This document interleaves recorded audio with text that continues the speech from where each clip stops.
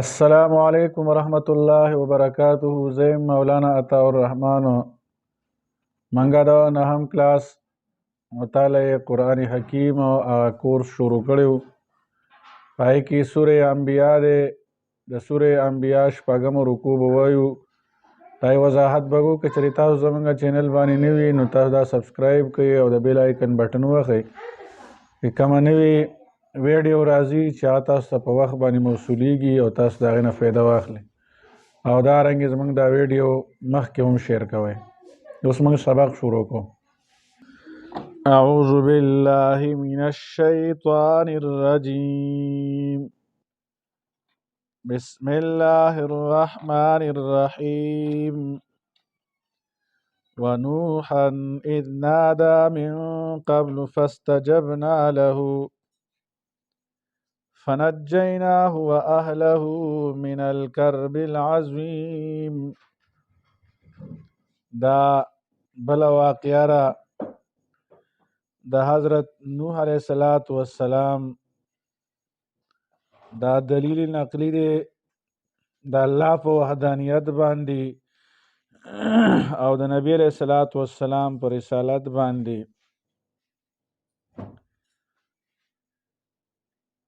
چې نبی علیه السلام نه دا واقعات د پیغمبرانو ډیر مخکې دا تیر شوي دی او نبی علیه السلام هغه ټیک ټیک بیانوي، نو د دې نه پته ولګېدله چې دا واقعاتو د الله جل شانه له طرفه دته بیانېږي. ونوحا، تاسو یاد کئ نوح علیه السلام لره. اذ نادا من قبل، کله چې د آواز وکړو د دې نه وړاندې د حضرت ابراهیم علیه السلام او د حضرت لوط علیه السلام نه وړاندې حضرت نوح علیه السلام دا تیر شوی دی او الله جل شانه ته آواز وکړو. دلته اجمالا ذکر دی، نور تفصیل سوره نوح کې ذکر دی چې هغه وفرمایل خپل قوم ته 9.5 کاله حضرت نوح علیه السلام دې قوم ته دعوت ورکو. رب لا تذر علی الارض من الکافرین دیارا، ای ربا پر د ځمکه باندې د کافرانو نه یو کور هم چې پاتې نشي، یو اوسیدونکی هم پاتې نشي، دا په خپل عذاب سره هلاک که. دا خو سرکشي کوي، دا ما خبره نه مني. شپه ورځ ورته نوح علیه السلام د الله پاک د یووالي دعوت ورکو د خپل رسالت دعوت ورکو، خو دوی مانه نه. ونوحا، یاد کئ نوح علیه السلام لرا. اذ نادا من قبل، کله چې آواز وکړو الله پاک تر دې نه وړاندې د ابراهیم علیه السلام او د لوط علیه السلام نه وړاندې د نبوت تیر شوی دی. فاستجبنا له، پس منګه آواز د دعا د قبول کړله. فنجیناه، منګ نجات ورکو دی نوح علیه السلام ته واهله او اهل درته من الکرب العظیم، د لوی غم نه. لوی غم دغه انی مغلوب فانتصر، زه عاجز یما مغلوب یما، زما لپاره د دین انتقام والی الله. بس الله جل شانه طوفان د اوبو راولېږه چې اوږده واقعه را تفصیلي او ښه مشهوره واقعه را. 6 میاشتې هغه طوفانو د اوبو فرض یې کې اوبه وې او نوح علیه السلام د هغه متبعین الله پاک کشتۍ کې دي ته نجات ورکړو. ونصرناه، منګه د دې انتقام واخیستو من القوم الذین، د هغه قوم نه کذبوا بآیاتنا چې دروغجنې ګڼلي زموږ آیاتونه. انهم یقینا کانوا، دوی قوم سوء، قوم نافرمانه، قوم بد. فاغرقناهم اجمعین، من غرقو په اوبو باندې ټولو لره. بغیر د حضرت نوح علیه السلام د متبعینو نه ټول په ټول باندې الله جل شانه هلاک کړل. وداود وسلیمان اذ یحکمان فی الحرث، اذ نفشت فيه غنم القوم وكنا لحكمهم شاهدین. دا بل دلیل نقلی دی د الله جل شانو په وحدانیت او په یووالي باندې او د نبی علیہ السلام په رسالت باندې. تاسو وی داود علیہ السلام او سلیمان علیہ السلام یاد کړئ چې دوی یو فصل باره کې هغه تپوس کو فیصله کوله. یو کس ګړې را لګېدلې وي، ګړې اوبیزي را لګېدلې وي، د بل کس پټي ته وروختې وي او هغې کې حضرت داود علیہ السلام او سلیمان علیہ السلام هغه فیصله وکړله. نو دواړو فیصله دا ټیک وه، په خپل ځای باندې د دواړو فیصله دا بالکل برابر وه. دې کې څه بود او لرېوالی نه و او خلاف شرع چې کوم دی دا نه و چې خلاف شریعت و. د دواړو فیصله دا ټیک په ټیک باندې وه. داود علیہ السلام فیصله داسې کړې وه چې دا د فصل کې چې څومره نقصان شوی دی او دارنګې د هغې قیمت او د دې ګډو قیمت دا یو عمره و. نو داود علیہ السلام وویله چې دا ګړې به او دا بیزي به دا به د پټي مالک له ورکړي، دا به ویده شي او دا موافق د شریعت او دا چې کوم دی صحیح وه. دا فیصله د شریعت مطابق و، د هغه وخت شریعت مطابق وه، همدغه شان ټیک وه. او سلیمان علیه السلام چې کومه فیصله وکړله نو دې کې د دواړو مصلحت و. د صلح وکړه، صلح او صلح کې چې فریقین دواړه مدعي او مدعا علیه دواړه په یو څیز باندې راضي شي، که یو طرف ته پکې یو لږ نقصان وشي نو خیر دی. خو دوی سلیمان علیه السلام پکې صلح وکړله، دواړو پکې مصلحت و. سلیمان علیه السلام وویلو چې دا پټی به د ګړو بیزو والا کس ته حواله شي، دی به د دې خدمت کوي، بخرې وغیره به پې کوي او دا ګړې بیزي به هغه ته حواله شي، د فصل والا خاوند ته به حواله شي، دی به دې نه پی وغیره اخلي، چې کومه پیدا وي دا به ترې اخلي او دی به دا فصل سنبالي. چې کله هغه مقدار ته ورسېږي چې کوم باندې د دا مخکې وو، بیا به دا ګړې بیزي واپس دله ورکړی شي، پټی به هغه ته حواله شي. نو دا واقعه و. تاسو یاد کړئ داود علیہ السلام و سلیمان او سلیمان علیہ السلام لرا اذ یحکمان، کله چې دوی فیصله کوله فی الحرث په فصل کې، اذ نفشت فیه وخت سریدلې په دې غنم القوم ګړې بیزې د یو قوم، وکنا لحکمهم شاهدین او موږ و د دې فیصلې دپاره چې کوم دی شاهدین حاضر و دې ته موږ. دا فیصله چې کوم دی زمونږ په علم کې وه، داسې نه چې زمونږ نه هغه مخالف نه وه. اوس دلته مفسرینو ډېر زیات چې کوم دی هغه وضاحت دلته کړی دی او یو قول پکې امام شافعي رحمه الله دی چې د شپې د چا چې کوم دی هغه ګړې بیزې لاړل او د چا فصل یې هغه وخوړو، دا ګړو بیزو والا به تاوان ورکوي او که د ورځې وخوړل نو نه به یې ورکوي. او امام ابو حنیفه رحمه الله په نسبت باندې چې دا مالک ورسره نشته دی، که د شپې او که د ورځې، نو هغه تاوان به نه ورکوي، تاوان په ده باندې نشته دی. ځکه حدیث مبارک کې راځي، امام بخاري رحمه الله نقل کړی دی چې عجما چې کوم دی العجماء جرحها جبار، دا ګړې بیزي ته عجما وایي، د ځناورو ته عجما وایي. د دې زخم او د دې تکلیف او نقصان دا جبار دی، دې باندې څه نشته دا توی دی یعنې دا باندې څه نشته دی ففهمنا وکنا لحکمهم شاهدین او موږ وو د دې فیصلې ته حاضر ففهمناها سلیمان موږ پوهه ورکړه سلیمان علیه السلام ته چې هغه د صلح روغه وکړله وکلا آتینا حکما وعلما دواړو ته موږ ورکړی و نبوت او علما او پوهه وسخرنا مع داود الجبال دا اوس معجزات چې کوم داود علیه السلام ته ورکړی شوي او ورسره سلیمان علیه السلام ته چې کومې معجزې ورکړی شوي وي هغه ذکر کوي وسخرنا منګه مسخر کړیو موږ تابع کړیو مع داود الجبال داود علیه السلام سره غرونه او یسبحنا والطیر چې هغه به تسبیح ویله د سره داود علیه السلام سره والطیر او موږ تابع کړیو د لپاره مرغۍ یا جبال اوبي معه والطیر وعلنا له الحدید داود علیه السلام به چې کله زبور لوستو نو غرونو به مرسه لوستو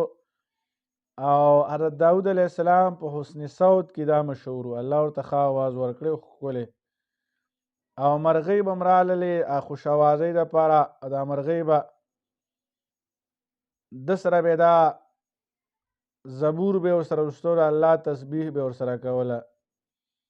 دا چې کوم دی معجزه وه چې دا داود علیه السلام ته ورکړی شوې وه وکنا فاعلین او موږ وو دا کار کوونکي وعلمناه موږ ښودلی و دي داود علیه السلام ته صنعة لبوس لکم جوړول د زغرو ستاسو لپاره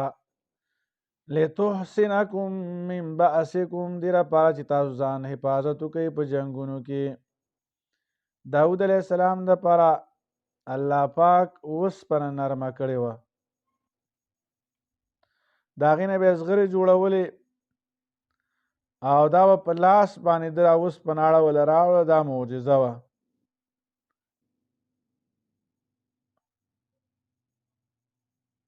فهل انتم ای تاسو شاکرون شکر گزاره تاسو د الله شکر ادا کوئ شکر وباسئ د الله د نعمتونو ګوره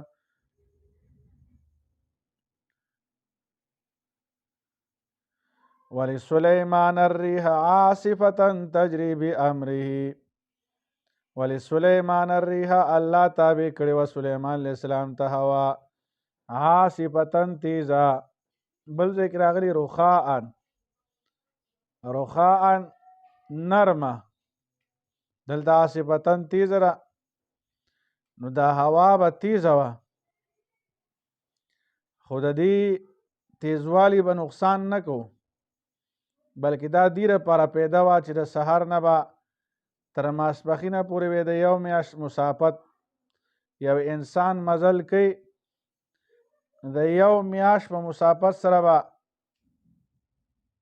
دې هوا سره تلی شو او دارنګې د ماسپښین نه واله تر ماښامه پورې دا به د هوا سره دې مسافت سره به دوی مزل کولی شو ولسلیمان الریح عاصفة او موږ تابع کړې وه سلیمان علیه السلام دپاره هوا عاصفة تیزه تجري بامره چې دا به روانه وه د الله په حکم باندې خو دا تابع وه د سلیمان علیه السلام الله تابع کړې وه معجزه وه نو دا به روانه وه د هغه په حکم باندې الى الارض التي بارکنا فيها ازمکې ته چې موږ پکې برکت اچولو چې ملک د شام دی وکنا بكل شیء عالمین او موږ په هر څیز باندې پوهه ولسلیمان الریح عاصفة تجری بامره الى الارض التي بارکنا فيها او موږ تابع کړو سلیمان علیه السلام ته هوا در عاصفة تیزه تجری بامره الى الارض التي چې دا به روانه وه په حکم د سلیمان علیه السلام باندې هغه ځمکې ته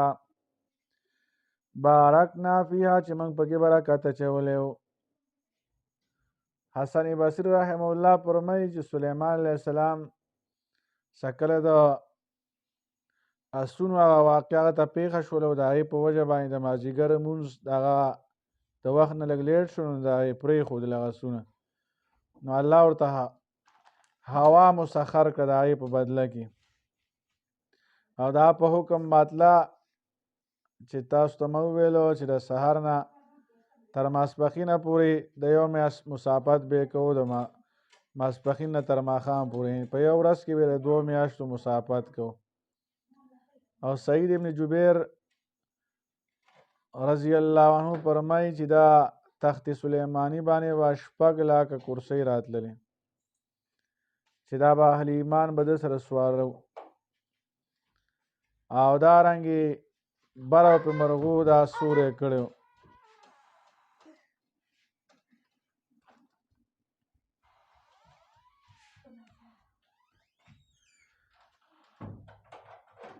وَكُنَّا بِكُلِّ شَيْءٍ عَالِمِينَ او منګه پر سیز باندې پویا وَمِنَ الشَّيَاطِينِ مَن يَغُوصُونَ لَهُ وَيَعْمَلُونَ عَمَلًا دُونَ ذَلِكَ او منګه تابع کړي در لپاره شیطانان دا معجزه و الله ورکړې و سلیمان علیه السلام ته من هغه شیطانان هغه پیریان او دیوان یغوصون له چې غوپې به والې در لپاره ویعملون عملا دون ذلک کارونه کول نور کارونه دین علاوه وکنا لهم او موږ دې لپاره حافظین حفاظت کوونکي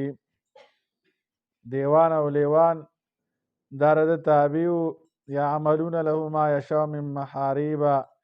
وتماثیل وجفان کالجواب غټ غټ بیلډینګونه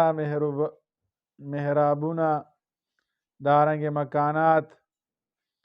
دا حوضونه وغیره دا به ول جوړول دا د سلیمان علیه السلام تابع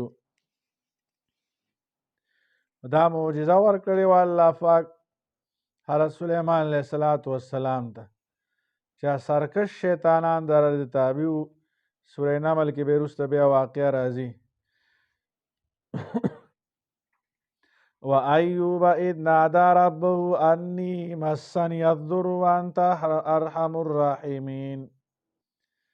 تاسو یاد کړئ ایوب علیه السلام لره 19 پیغمبرانو ابتدا کې ما دې وضاحت کړو چې دې صورت کې هغه ذکر دی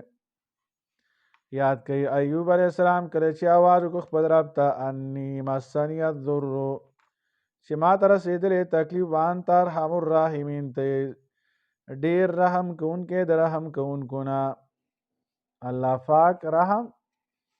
دا یو کم سلو میاندو نه سیواره د انسان سره د هغې چې څومره رحم دی د هغې نه د یو کم 100% دا سیواره د الله جل شانه رحم او مهرباني ایوب علیه السلام سره ډیر مال او دولت او تر دې پورې چې دی بیمار شو هغه کم اولاد یو کم خادمان یو هغه ټول په ټول باندې ختم شو د الله جل شانه له طرفه یو امتحان بیا د چې کوم نه صرف بیبي به خدمت کوو نور خلکو پرېښودی حضرت ایوب علیه السلام دعا وکړه چې زه خو ډېر تکلیفونو کې او مصیبتونو کې یم خدایه ما باندې خپل فضل و کرم وکړي او دارنګې دا الله پاک فضل و کرم وکړو الله ته هغه بیماري هم لرې کړه د ته صحت هم ورکړو ورسره بیا چې کوم د ده نه کوم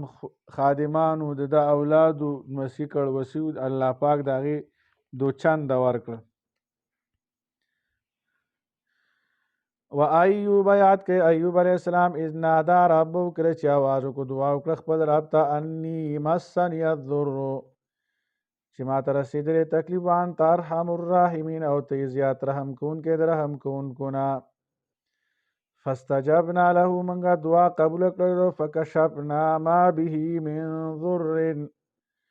من لرې که هغه څه چې کوم د باندې کوم تکلیف واتیناه اهله ومثلهم معهم من ورکړه ته اهل ده او په مثل د دې باندې چې دې سره د رحمت من عندنا دا مهرباني والا طرف زمونږ و ذکرا للعابدین او دا نصیحت د عبادت گزارو دپاره دا د دې لپاره نصیحت و اسماعیل و ادریس و ذا الکفل کل من الصابرین یاد کړئ اسماعیل علیہ السلام او ادریس علیہ السلام او ذوالکفل علیہ السلام کل من الصابرین دا ټولو د صبر کوونکو نه کل من الصابرین دا ټول د صبر کوونکو نه اوس دا دواړه حضرت اسماعیل علیہ السلام ادریس علیہ السلام دا خو د الله تعالی طرفه پیغمبرانو بل اتفاق او نور زینو کې هم د دې تذکره راغلی ده ذوالکفل د ده باره کې مختلف اقوال دي علامه ابن کثیر رحم الله ذکر کړي چې دو پیغمبرانو سره د دې ذکر راغلی د اسماعیل علیہ السلام او ادریس علیہ السلام د ذوالکفل هم سره راغلی د دې نه دا معلومیږي چې دا پیغمبر دی نور روایتونه معلومیږي چې دا پیغمبر نه و بلکې دا یو نیک انسان و لکه دا مجاهد رحم الله قول علامه ابن جریر رحم الله نقل کړی دی چې کله وایي یسع علیه السلام دا بوډا شو کمزوری شو او ویل چې زما لپاره یو خلیفه په کار دی نو الله پاک خلیفه ورکو ذوالکفل اصل کې ویلی شي چې خپل عهد او وعده هغه سر ته رسوي خپله ذمواري سر ته رسوي ده چې به چا سره وعده وکړه بیا سر ته رسوله لکه دې کې یو اوږده قصه ذکر کړې ده واقعه چې وایي عیسی علیه السلام دا ویل چې زما به هغه کس خلیفه کېږي چې دی روجي نیسي د شپې عبادت کوي د ورځې روجي نیسي او د شپې عبادت کوي نو دا ویل زه یم دی ځان لپاره خلیفه کو شیطان د دې نه اړو نو ده به غرمه کې دی وده کېدو یو غرمه وله راغی شیطان بیا په بله غرمه راغی په بله غرمه ډېر خوب راکو ویسته ذوالکفل ته پته ولګېده چې دا شیطان دی او ما راکوي ما د عبارت د شپې د عبارت نه وباسي نو ده خو چونکې دغه عیسی علیه السلام سره خپل لوز وغیره کړي چې زه به دغه شان د شپې به عبادت کوم د ورځې به روژه نیسم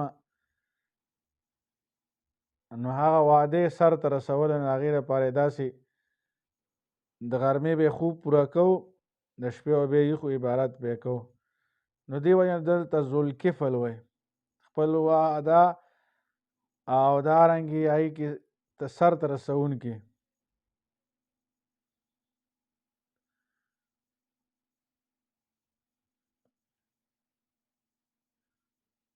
و اسماعیل و ادریس یاد که اسماعیل علیہ السلام و ادریس علیہ السلام لرا او ذوالکفل لرا کل من الصابرین دا ټول صبر کوونکو نه وادخلناهم فی رحمتنا او موږ داخل کړو خپل رحمت کې انهم من الصالحین یقینا دی د نیکانو نه وظنون اذ ذهب مغاضبا فظن ان لن نقدر علیه فنادى فی الظلمات ظنون مراد حضرت یونس علیہ السلام دی او سوره یونس کې د حضرت یونس علیہ السلام واقعه دا تفصیلا ذکر شوی ده چې یونس علیہ السلام خپل قوم سره وعده وکړه چې تاسو باندې د الله عذاب راځي دی موصل کې اوسېدل نینوا د موصل دا ښار دی او د هغې یو کلی دی هغې سره خوا کې نینوا ورته وایي نینوا دا هلته اوسېدل حضرت یونس علیہ السلام ورته پیغمبر و د یونس علیہ السلام د دې قوم نه خفه شو ځکه خبره یې نه منله دا قوم نه ووتو دا قوم یې راولګېده ټول په ټول باندې راووتل سره د ښځو د وړو د ماشومانو زناورو یو میدان ته الله پاک د دې را توبه قبوله توبې وویستله بس موږ نه غلطي شوې ده د عذاب ران لرې که عذاب لرې شو د هغې دستور ده و چې کوم خلک به چا به یو خبره کړې وه هغې کې به او عادي او مخالف نه و هغه بیا وجوزه حکوم ته نه شو تللی. یونس علیه السلام لاړ بیا سمندر ته کشتۍ کې واقعه پوره مشهوره ده، اوږده واقعه ده. هغوی سمندر ته گزار کو، بیا مهی تیر کو او دارنګې دغه دعا یې وویلل، الله پاک هغه بیا راغی راویستو او دا قوم ته بیا راغی. نو دا هغې طرف ته اشاره ده. تاسو یاد کړئ ذنون یونس علیه السلام صاحب الحوت هم ورته وایي، نون هم مهی ته وایي او حوت هم مهی ته وایي. اذ ذهب مغاضبا کله چې لاړو غصې حالت کې په قوم باندې غصه و چې ګوره زما دا خبره نه مني، ورته دعوت ورکوم او نه مني، حالانکې زه په حقه باندې پیغمبر یم د الله له طرفه. فظن ان لن نقدر علیه د ده یقین و چې الله به د باندې سختی نه کوي، تنګسیا به پرې نه راولي. فنادا فی الظلمات دعا یې وکړله، اواز یې کو په تیارو کې. ظلمات سمندرو د هغې تیاره وه، د شپې تیاره وه، د مهي د خېټې تیاره وه. الله اله الا انت چې نشته معبود برحق د عبادت مستحق نشته الا انت مگر ته، سبحانک پاکی د تا لپاره، انی کنت من الظالمین یقینا یم د ظلم کوونکو نه. فاستجبنا له منګه دعا قبول کړه ونجیناه من الغم منګ نجات ورکړه تر غم نه. وکذلک ننجی المؤمنین همدارنګې منګه نجات ورکو مؤمنانو ته. الله دې عمل